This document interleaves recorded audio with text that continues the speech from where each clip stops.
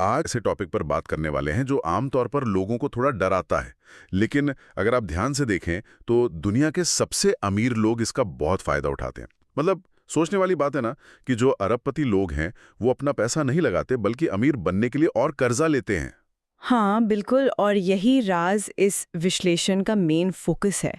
हम हमेशा सोचते हैं कि कर्जा या डेट एक बुरी चीज़ है जिससे दूर रहना चाहिए, लेकिन सच तो ये है कि फाइनेंस की दुनिया में कर्जा एक बहुत बड़ा औजार है। वही तो, मैं इसको ना फिजिक्स के एक कॉन्सेप्ट से जोड़ रहा था। जैसे लीवर होता है ना, एक साधारण सा डंडा जिसको अगर सही जगह पर रखा जाए तो वो एक छोटे से बल को कई गुना बढ़ा देता है। बिल्कुल सही एग्जाम्पल है ये। हाँ, तो एक छोटे से धक्के से आप भारी पत्थर खिसका सकते हैं, लेकिन इसमें एक बड़ा रिस्क भी है।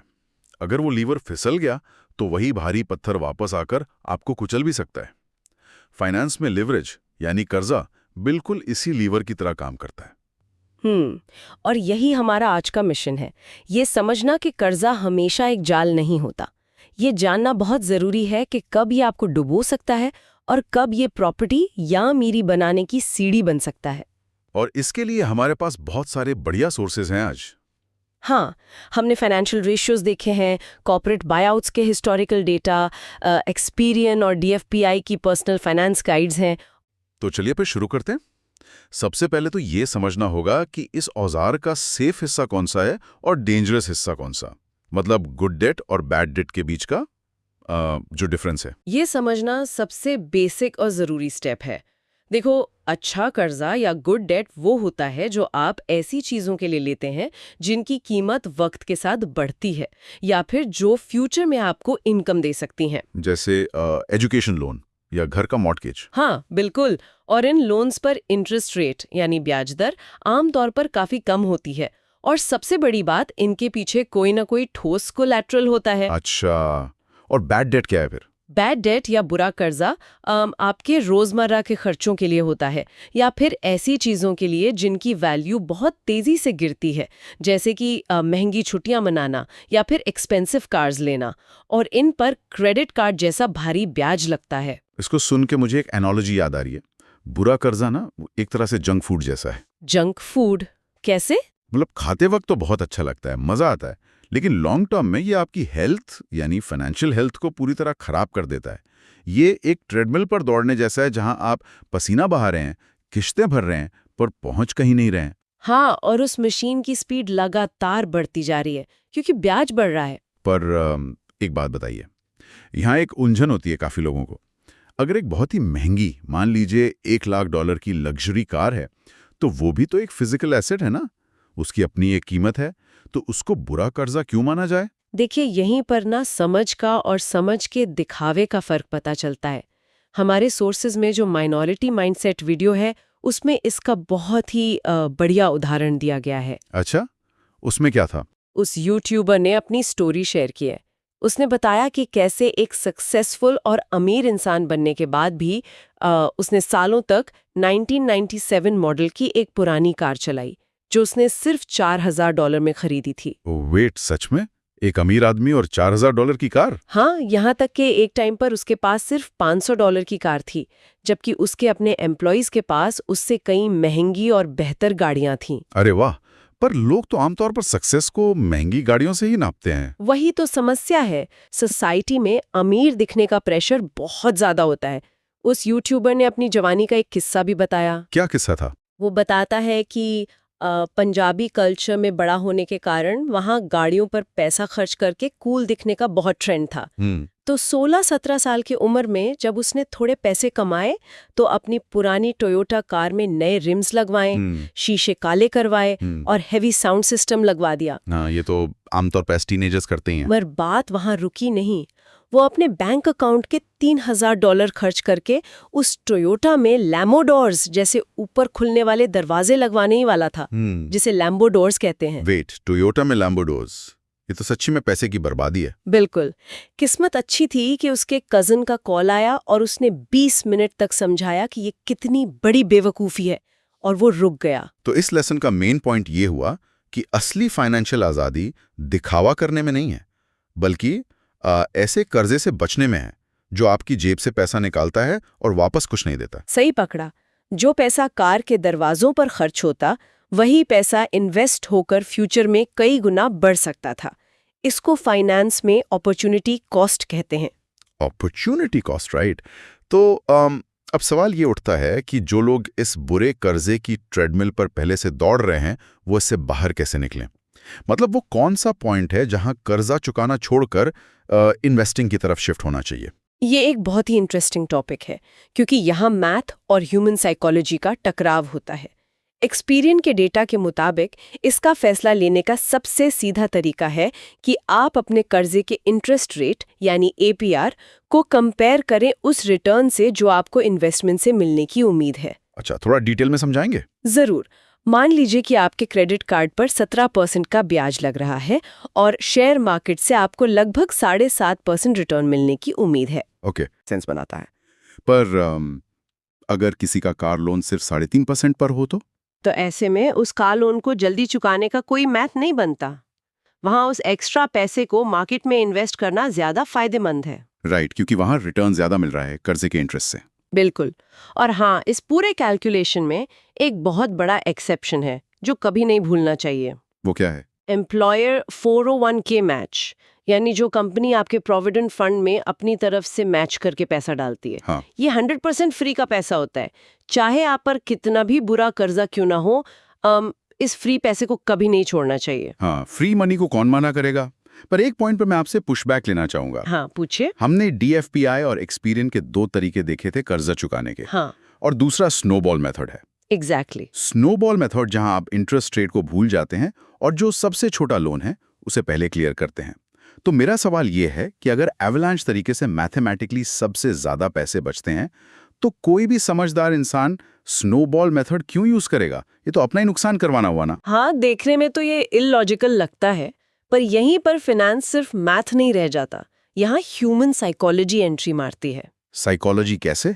क्योंकि इंसान कोई स्प्रेडशीट नहीं है जो सिर्फ कैलकुलेटर के हिसाब से चले। इमोशंस और मोटिवेशन का बहुत बड़ा रोल होता है इसमें। अच्छा, मतलब इमोशनल विक्ट्री? बिल्कुल।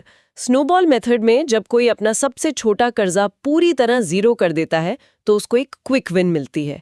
एक अकाउंट हमेशा के लिए बंद होने से ना दिमाग में डोपामीन रिलीज होता है, एक खुशी मिलती है। हाँ, और वो खुशी उनको आगे बढ़ने का मोटिवेशन देती है। हाँ, मैथमेटिकली एवलांच बेटर है, पर अगर कोई इंसान थक कर बीच में ही हार मान ले, तो वो मैथ किस काम का? ये बहुत सही पॉइंट है।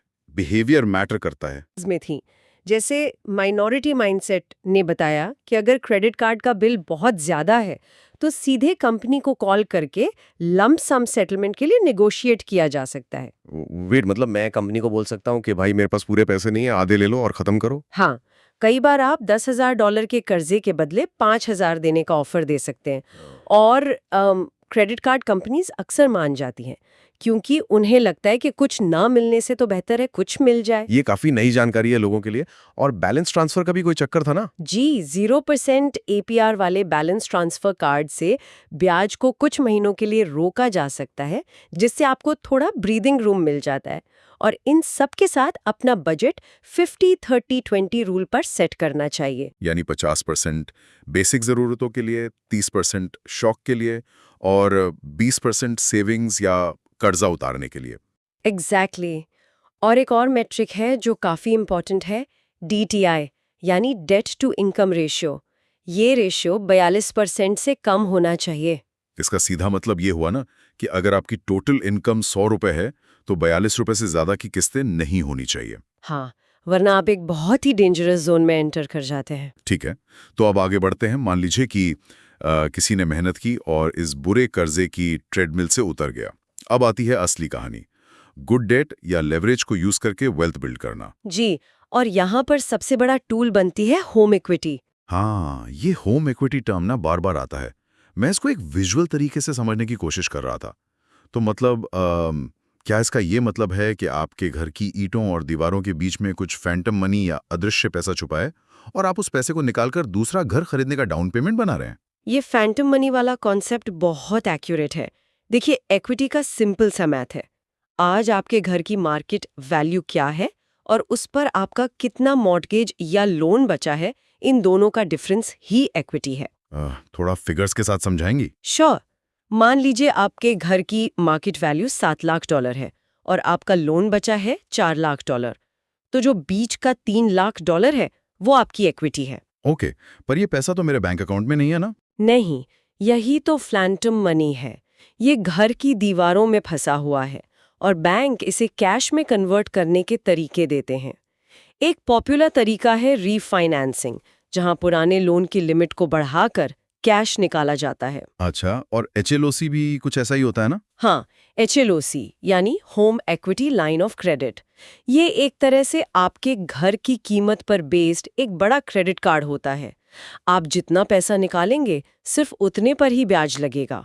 और एक स्प्लिट लोन का भी जिक्र था हमारे सोर्सेज में। हाँ, ये ऑस्ट्रेलिया के बैंक्स जैसे कॉमनवेल्थ बैंक या वेस्टपैक काफ़ी ऑफर करते हैं। इसमें आपके मेन घर के लोन और इन्वेस्टमेंट के लिए निकाले गए लोन को अलग-अलग अकाउंट्स में बांट दिया जाता है ताकि टैक्स कैलकुलेशन में आसानी हो। ये सब सुनने में बड़ा स्मूथ लगता है। आपने अपने घर की बढ़ी हुई वैल्यू से एक और घर खरीद लिया, पर ये फ्री का पैसे तो बिल्कुल नहीं है। इस अदृश्य पैसे को निकालने का रिस्क भी तो होंगे, क्योंकि आप टेक्निकली अपना ही घर दांव पर लगा रहे हैं। बिल्कुल, इसमें रिस्क बहुत हाई है। इस स्ट्रैटेजी का सेफ्टी नेट सिर्फ और सिर्फ एक चीज है, पॉजिटिव कैश फ्लो। यानी किराया आना चाहिए। एग्जैक्टली। जो नई प्रॉपर्टी आपने खरीदी है उससे आने वाला रेंट इतना होना चाहिए कि वो उस नए कर्जे की किश्तों, प्रॉपर्टी टैक्स और मेंटेनेंस को पूरी तरह से कवर कर सके। अगर पैसा बच रहा है तो ये सक्सेसफुल लेवरेज है। पर अगर रेंट ना आए तो? वही सबसे बड़ा डेंजर है। अगर मार्केट क्रैश हो जाए, प्रॉपर्टी के रेट गिर जाएं या इंटरेस्ट रेट्स अचानक बढ़ जाएं, और सबसे बड़ी आफत, अगर कुछ महीनों तक कोई किराएदार ही ना मिले। तब तो वो फैंटम मनी एक बहुत ही खौफनाक और रियल कर्जे में बदल जाएगा और सारी किश्तें आपको अपनी जेब से देनी पड़ेंगी। हाँ, और ऐसी सिचुएशन में लोग अक्सर बैंकरप्सी या दिवालियापन की तरफ चले जाते हैं। ये सुनकर तो थोड़ा डर लगता है। पर अब एक और इंटरेस्टिंग एंगल पर आते हैं। हमने आम इंसान की बात की कि कैसे वो घर की इक्विटी यूज करते हैं। जरा सोचिए, जब बिलियनियर्स और बड़ी बड़ी कॉर्पोरेट कंपनीज यही तरीका पूरी की पूरी कंपनीज खरीदने के लिए अपनाती हैं, तब क्या होता है? ओ, वहां तो कर्जे का बिल्कुल एक्सट्रीम और अग्रेसिव रूप देखने को मिलता है। कॉर्पोरेट फाइनेंस में इस मैकेनिज्म को LBO कहते हैं, यानी लेवरेज बायआउट। थोड़ा आसान भाषा में बताएंगी कि ये LBO काम कैसे करता है? जरूर। इसमें होता ये है कि एक प्राइवेट इक्विटी फर्म किसी कंपनी को खरीदना चाहती है, पर वो अपना पैसा नहीं लगाती। वो कंपनी की वैल्यू का 50 से लेकर 90% तक पैसा बैंक से उधार लेती है। ओके, उधार लिया, यहां तक ठीक है। पर कहानी का ट्विस्ट ये है कि इस भारी भरकम उधार के लिए कोलैटरल या गारंटी के तौर पर किसको रखा जाता है पता है? उसी कंपनी के एसेट्स को जिसे वो खरीद रहे हैं। वेट, एक मिनट, इसको ऐसे सोचें। मतलब मैं आपकी कंपनी खरीदूंगा और बैंक को बोलूंगा कि लोन चुकाने की गारंटी में मैं आपकी ही कंपनी की बिल्डिंग्स और मशीन्स रख रहा हूं।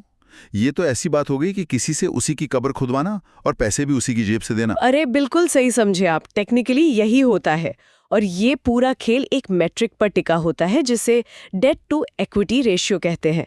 ये बताता है कि खुद के पैसे के मुकाबले उधार का पैसा कितना है। इसका कोई रियल एग्जाम्पल था हमारे पास? हाँ, जनरल इलेक्ट्रिक यानी GE का एग्जाम्पल बहुत फेमस है। एक टाइम पर उनका डेट टू इक्विटी रेशियो लगभग 430% था। 420%? मतलब उनके पास अपनी इक्विटी से 4 गुना ज्यादा तो कर्जा था। ये तो बहुत ही एक्सट्रीम लेवरेज हो गया।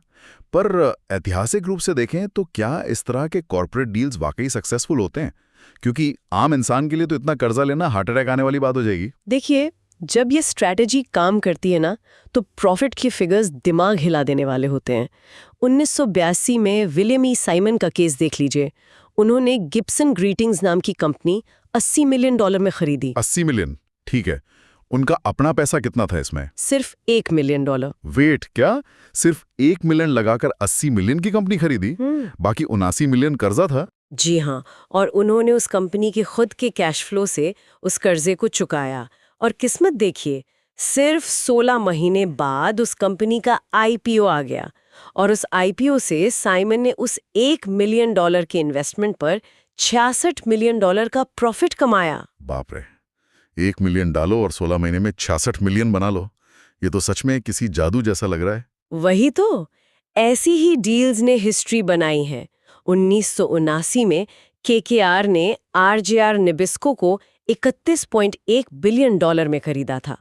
और अगर बिल्कुल रीसेंट डेटा की बात करें तो सितंबर 2025 में इलेक्ट्रॉनिक आर्ट्स यानी ईए का $55 बिलियन का बाय आउट हिस्ट्री का सबसे बड़ा एलबीओ बन गया है। फिगर्स तो सच में एस्ट्रोनॉमिकल है, पर वही शुरुआती बात याद आती है फिजिक्स के लीवर वाली, कि अगर वो लीवर फिसल जाए तो क्या होगा। इन एलबीओज में अगर खरीदी गई कंपनी उतना पैसा ना कमा पाए जिससे बैंक की किस्तें भरी जा सकें, तो उनका अंजाम क्या होता है? अंजाम पूरी तरह से तबाही होता है। अगर कैश फ्लो इंटरेस्ट चुकाने के लिए कम पड़ जाए तो सीधा बैंकरप्सी ही रास्ता बचता है। 1988 में फेडरेटेड डिपार्टमेंट स्टोर्स के साथ यही हुआ था।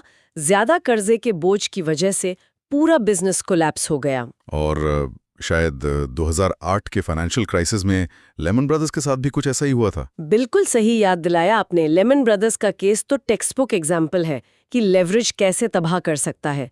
उनका अकाउंटिंग लेवरेज 31.4 गुना था। 31.4 गुना? थोड़ा समझाएंगे इसका इफेक्ट क्या होता है? इसका मतलब है कि उनके पास मौजूद हर $1 की अपनी पूंजी पर उन्होंने लगभग $31 का उधार ले रखा था।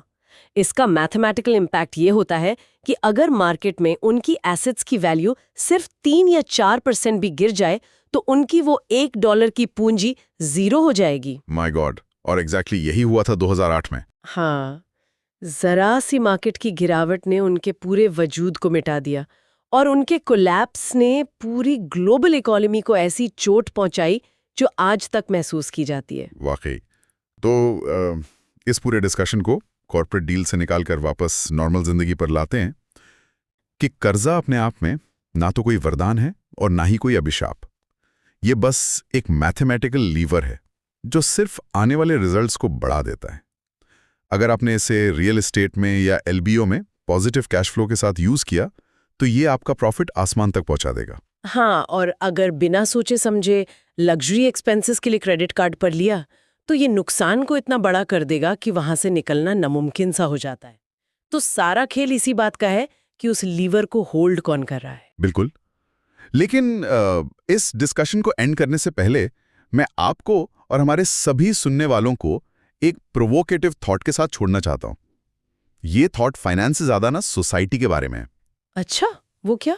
देखो, अगर कर्जा सिर्फ एक मैथमेटिकल औजार है तो सोसाइटी में इसको लेकर ये डबल स्टैंडर्ड क्यों है?